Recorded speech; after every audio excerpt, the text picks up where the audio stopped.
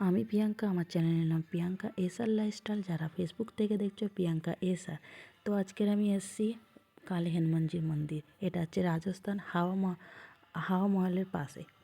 তো আমি এটা সবসময় আসি, এখানে বেশিরভাগই আসি। তো এখানে থাকি যেহেতু এখানেই বেশি আসি। আর এখানে হচ্ছে আমার যে গলার যে মাদুলি যেটা দেখতে, সেটা হচ্ছে এখান থেকেই নেওয়া। আর এটা চেঞ্জ করার জন্য এসেছিলাম। তো এই মন্দিরে অনেক নাম করা আছে।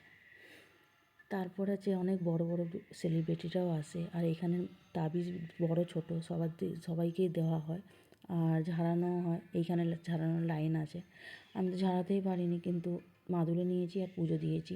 আর তোমরা সবাই হনুমানজির দর্শন নাও। এটা কালে হনুমানজি। আর এখানে আসলে যত নেগেটিভিটি যা আছে সব দূর হয়ে যায়।